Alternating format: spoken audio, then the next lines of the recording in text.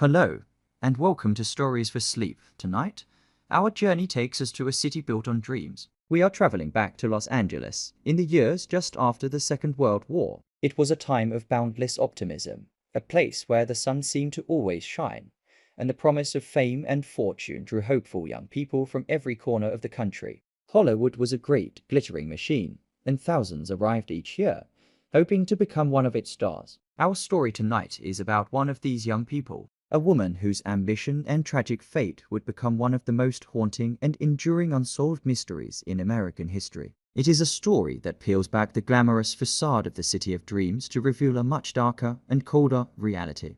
We are going to explore the life and the profound mystery of Elizabeth Short, the young woman the world would come to know as the Black Dahlia. This is a somber story, and we would tell it with the quiet care it deserves. So, I invite you now to settle in. There is no need to focus on the grim details. Simply allow the calm, steady rhythm of the narrative to be a gentle guide, leading you softly toward a state of rest. Imagine Los Angeles in the late 1940s. The war is over, and the city is booming. The air is thick with the scent of orange blossoms and exhaust fumes. The streets are filled with soldiers returning home, and a new energy of possibility is everywhere. It is a city of endless sunshine and deep shadows. Into this city came a young woman named Elizabeth Short. She was 22 years old, a native of Massachusetts, with striking, jet black hair, pale skin, and a quiet ambition to become an actress. Like so many others, she was drawn to the magnetic promise of Hollywood. Her life in Los Angeles was not one of glamour,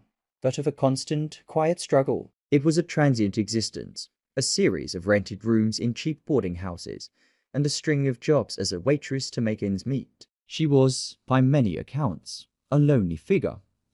A young woman navigating the often unforgiving landscape of a city that could be indifferent to the dreams it so readily encouraged. She was known for her habit of dressing in black, often with a flower tucked into her dark hair, an affectation that would later contribute to her famous and tragic nickname. In the final weeks of her life, this transient rhythm continued. In early January of 1947, she was last seen in the grand, opulent lobby of the Biltmore Hotel in downtown Los Angeles. She was a small, solitary figure in that vast, ornate space. She made a few phone calls, and then, shortly after, she walked out of the hotel's doors and into the cold night, disappearing from all known history. 9 days later, on the morning of January 15th, a local mother named Betty Bersinger was walking with her young daughter through the quiet, residential neighborhood of Leimert Park. She passed a vacant lot, the grass overgrown and damp with morning dew, and in the grass she saw something strange. From a distance, it appeared to be a discarded store mannequin,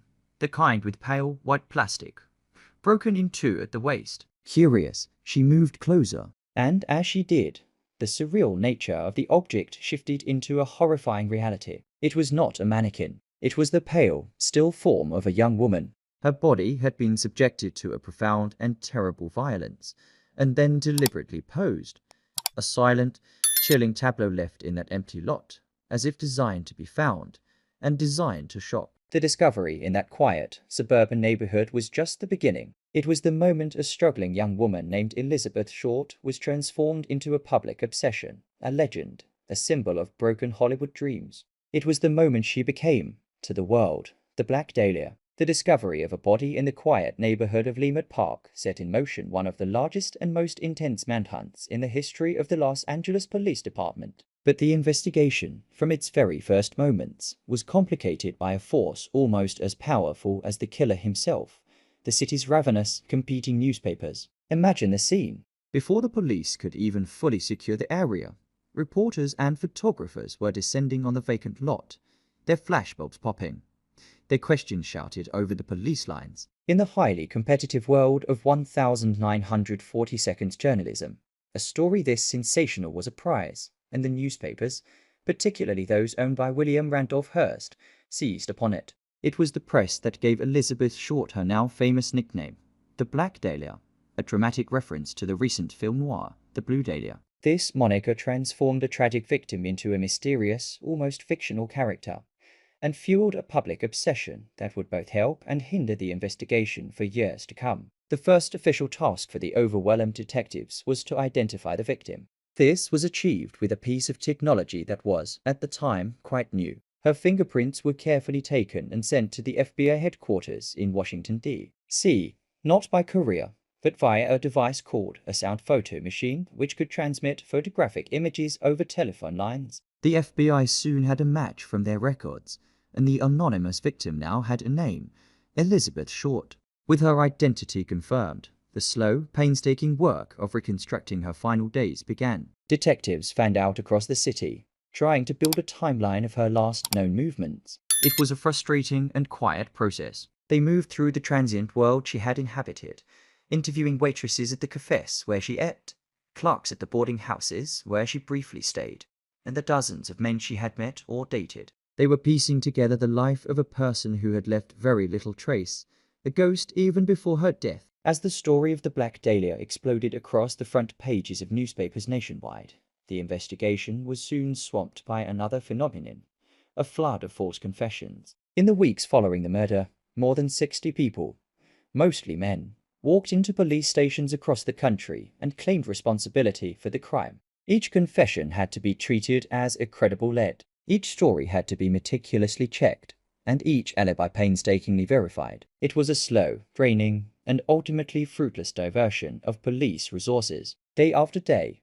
detectives would listen to another detailed, often disturbed account, only to find that the person confessing had been hundreds of miles away at the time of the murder. After weeks of intense investigation, the police had a detailed picture of Elizabeth Short's life, but almost no credible information about her death. They were drowning in a sea of false leads and sensational headlines, while the true figure at the center of the crime remained a complete and silent phantom. The trail from the very beginning was already growing cold. Just as the official investigation into Elizabeth Shorter's murder seemed to be dissolving into a confusing fog of false leads and dead ends, a new and direct communication arrived. 9 days after the discovery of the body, on January 24th, the offices of the Los Angeles Examiner newspaper received a package. This time, it was believed to be from the killer himself. The package was addressed to the Examiner and other Los Angeles papers. The address had been created with cut-out letters from magazines, a classic theatrical gesture. Inside was a collection of Elizabeth Short's personal belongings, her birth certificate, her social security card, business cards, and photographs from her life. The package also contained a taunting letter, assembled in the same cut-and-paste fashion, which read in part, "Here are Dahlia's belongings."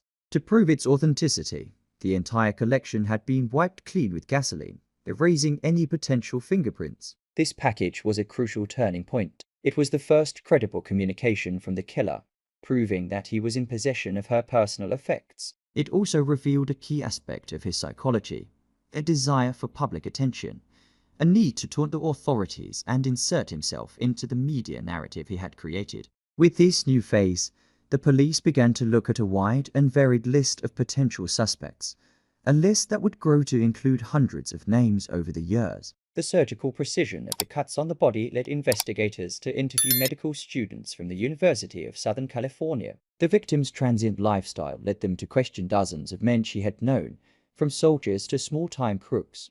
The list of persons of interest was a cross-section of post-war Los Angeles, from the anonymous to the famous. But over the decades, one name has come to be more closely associated with the case than any other: Dr. George Hordle. George Hordle was, in many ways, the opposite of the faceless phantom the police were hunting. He was a brilliant and wealthy physician who lived in a distinctive Mayan-style mansion in Los Angeles designed by the son of Frank Lloyd Wright. He was known for his high IQ, his artistic social circle, and for hosting decadent, bohemian parties. He was a prominent figure, but one with a dark side that was known to the police.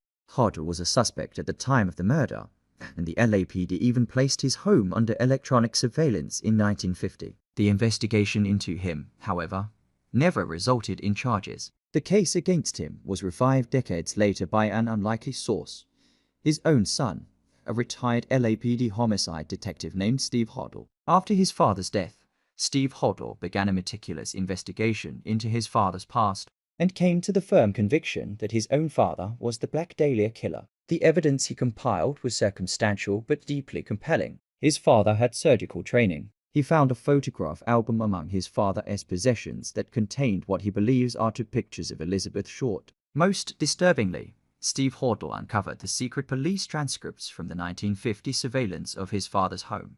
On the tapes, Dr. Hordle could be heard saying to an associate, "Supposing I did kill the Black Dahlia. They can't prove it now. They can't talk to my secretary anymore because she's dead." The taunting package from the killer had opened a new chapter in the investigation. The case built against Dr. George Hordle, in particular, presented a dark and compelling narrative, and yet, like all the others, it remained a theory, a story without a final page. The identity of the Black Dahlia's killer remained hidden, a persistent and untouchable shadow. The tantalizing clues, the taunting letters, and the dark possibility of a suspect like Dr. George Hordle gave the investigation a narrative. But a narrative is not the same as a conviction. In the end, for all the thousands of hours of police work and the millions of words written in the press, there would be no final legal confrontation. No one was ever arrested or charged with the murder of Elizabeth Short. The case remains, to this day, officially open in the files of the Los Angeles Police Department, but it is the city's most famous, and perhaps its most impenetrable, cold case. Despite the strong circumstantial evidence pointing towards certain individuals, the trail was too contaminated. The time that had passed was too great, and a definitive prosecutable case could never be built. In the absence of a legal resolution, the story of the Black Dahlia moved out of the realm of crime and into the realm of modern American mythology. The case became a dark legend, a story that seemed to encapsulate the hidden corruption and decay that festered beneath the bright, sunny surface of post-war Los Angeles. It became a symbol of the ultimate failure of the police to solve a major crime, fueling a deep and lasting public distrust of the very authorities tasked with finding justice. But the most powerful part of its legacy is how the story transformed its victim. Elizabeth Short, a real and complex young woman who had struggled with her own quiet troubles and ambitions, was flattened by the press and public imagination into a symbol. She became the ultimate cautionary tale, the personification of the dark side of the Hollywood dream. She was the hopeful, beautiful small-town girl, chewed up and destroyed by the city's predatory and indifferent nature. This legend has been revisited time and time again, in countless books, films, and television shows. It has become a cornerstone of the true crime genre, a story that is endlessly fascinating precisely because it is unresolved. The mystery of who killed the Black Dahlia has become a dark mirror, reflecting our own deepest fears about violence, anonymity, and the quest for fame. The story of the Black Dahlia begins with the quiet ambition of a young woman and ends with the loud, sensational roar of a modern American legend. In between is a brutal, unsolved crime, a massive and ultimately failed police investigation, and a city that was forced to confront the darkness that lay within its own heart of dreams. It is a story about how we as a culture process the unthinkable. It is about how a human tragedy can be transformed by the machinery of media and myth into a permanent and unsettling piece of our collective story. But the harsh sunlight and the deep shadows of that post-war Los Angeles have long since faded. The sensational headlines of the past are now just quiet historical records, artifacts of a bygone era. Here, in the stillness of your room, you are safe from that city of broken dreams. The case is cold. The legend is quiet now. Let the mystery of the Black Dahlia rest. All that is left is the peace of this moment, the gentle rhythm of your own breathing, and the soft invitation to sleep. Sleep now.